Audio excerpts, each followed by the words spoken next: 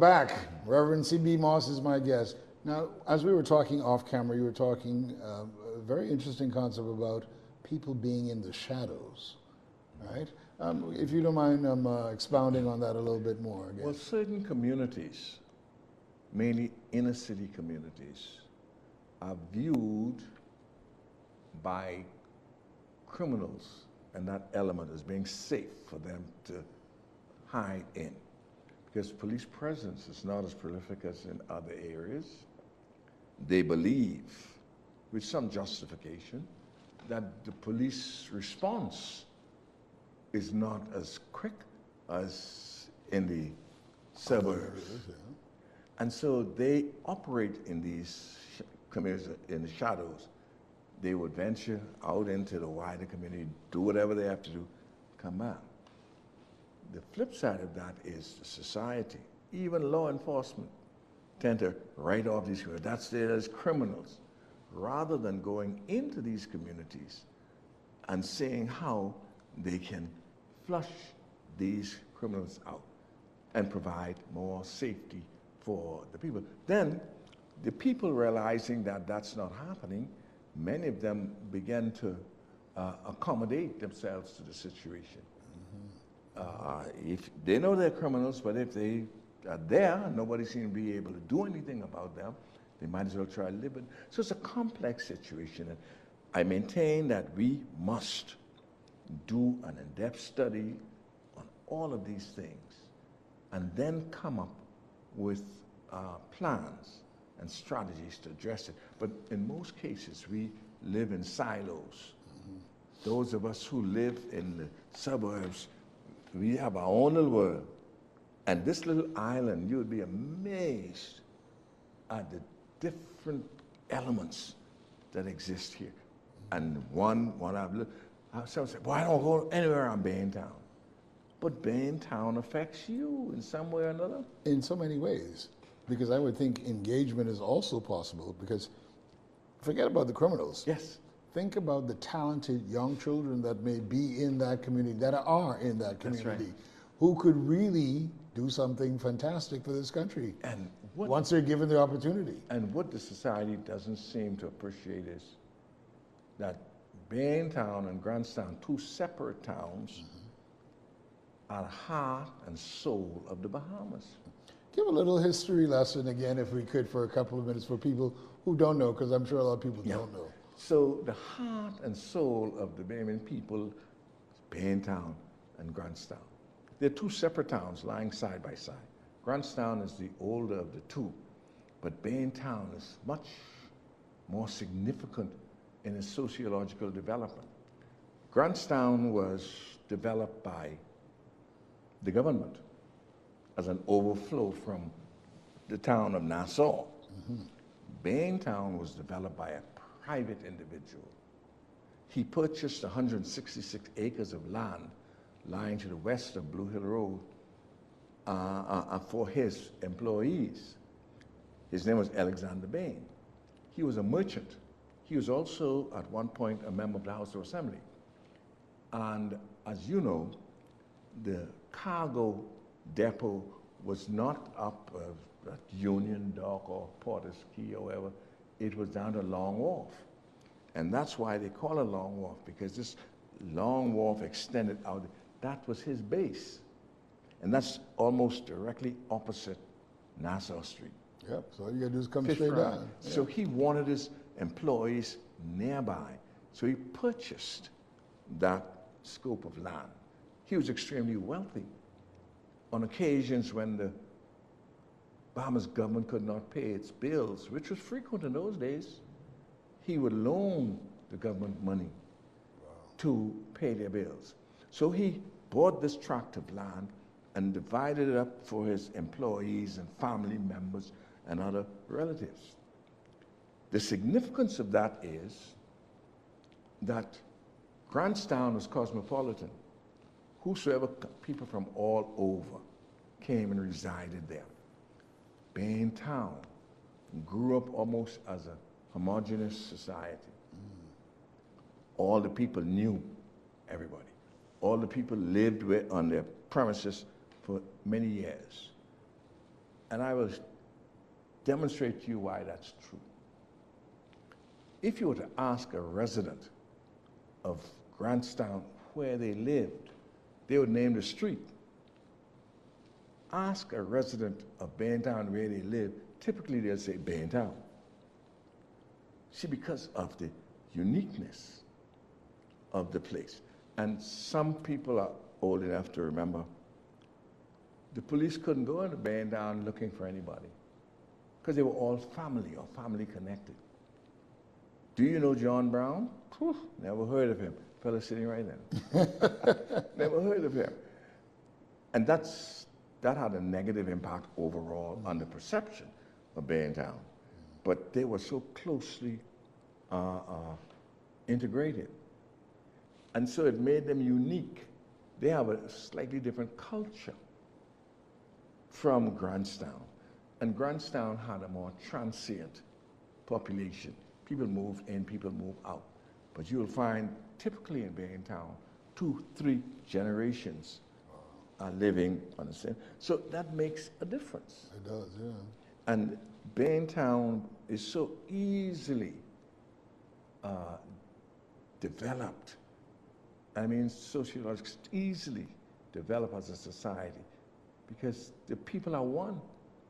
You just get a few of the leaders and the people are really wonderful people.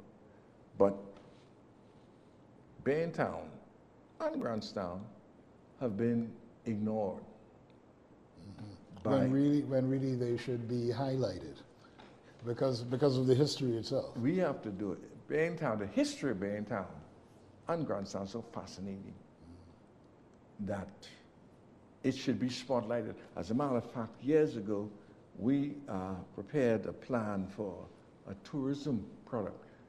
Baintown in particular, but also Grantstown, would be a wonderful and exciting place. But nobody thinks, you know, tourists going on in Baintown.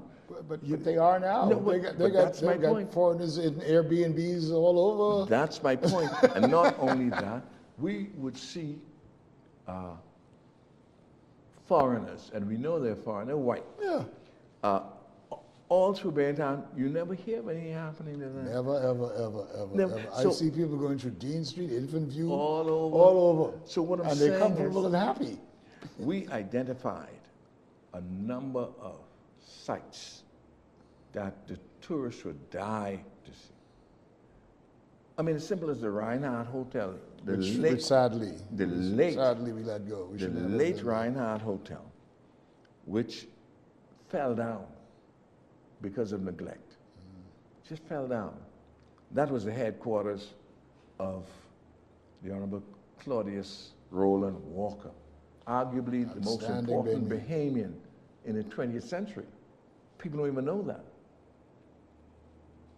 And there are lots of other sites that we had planned this before I took ill to have guided tours.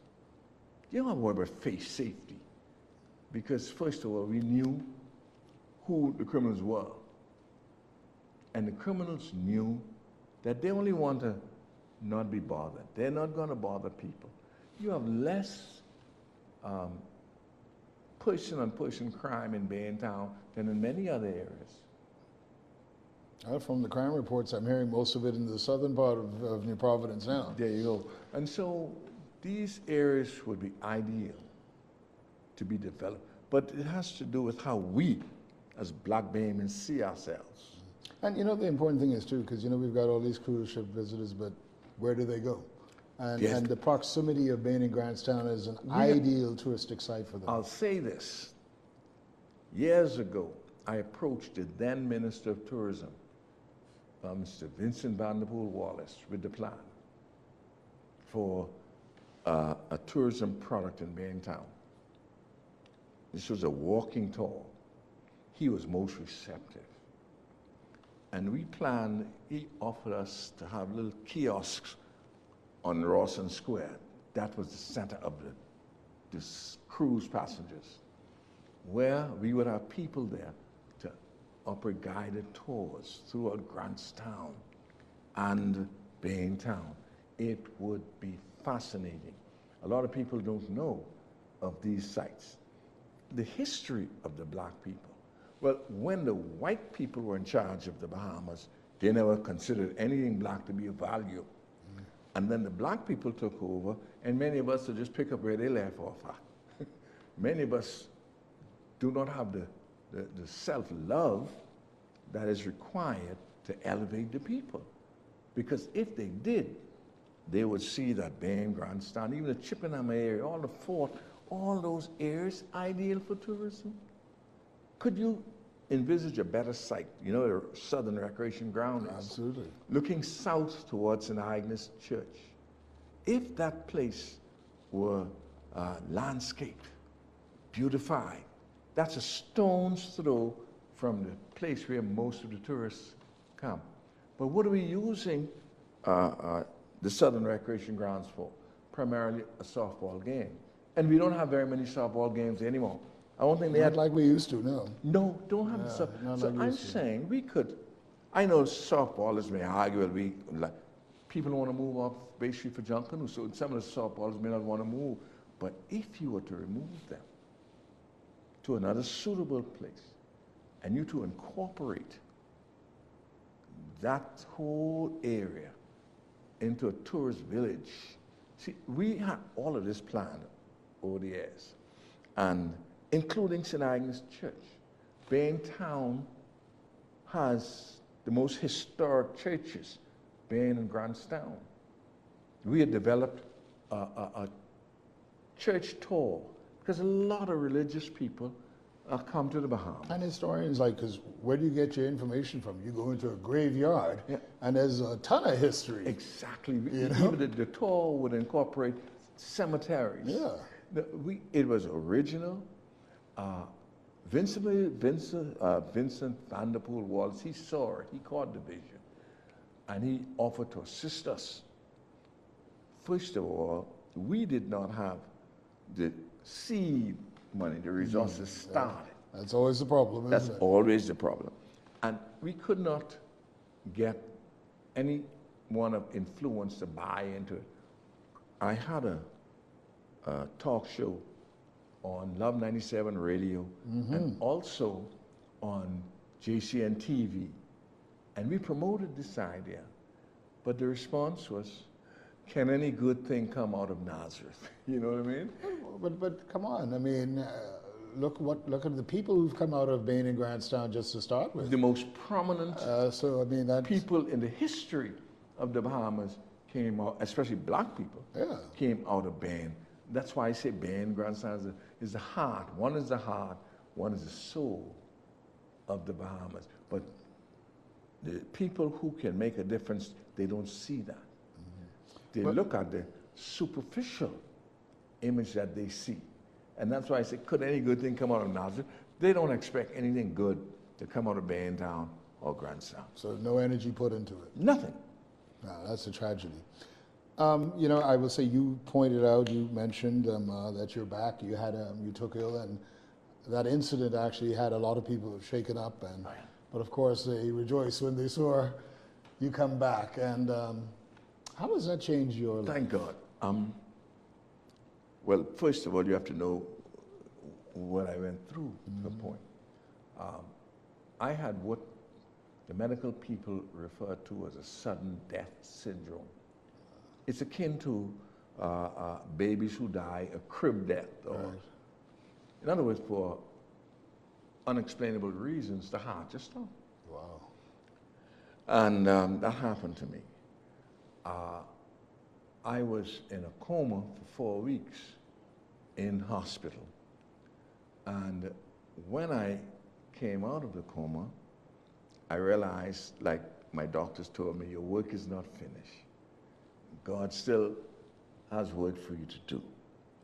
So I took some time off to convalesce, and I then reflected on all of my work in the church, in civics, in sporting, Finance. in finance, even in broadcasting, because like I said, I had two. Yeah, I remember. So I reflected all of these areas to determine what is left that is unfinished that I have to address. And I think I'm coming around to that. But it also showed me how good God is, because my doctors often remind me that you were dead. But through prayers and the skill of the physicians, I suppose, I'm now back. So it taught me to appreciate life more. And as I convalesced, taught me to appreciate my wife and my family more. I always appreciated them. No, but yeah, it's a different level again now. I always appreciate them, but now, because if you have an extended bout of illness and you don't have a good supportive family, as they say, dog eat your lunch. Wow. But my family. Well, Reverend Moss, we're so grateful that you are here and you're able to impart more knowledge with us and still make your contribution. Thank you so much for this conversation. Yes, and thank you for inviting me. And as they say, I'm coming back into mainstream, and I will be prepared to do whatever, because there's so much to do. Yeah, and we really need all hands on deck. All hands on deck, and especially persons who have, over time, and even through periods of hard knocks, have a good inside understanding of what's happening. Amen. Well, thank you again, and we thank you for joining us, and we'll see you next time on Read Between the Lines.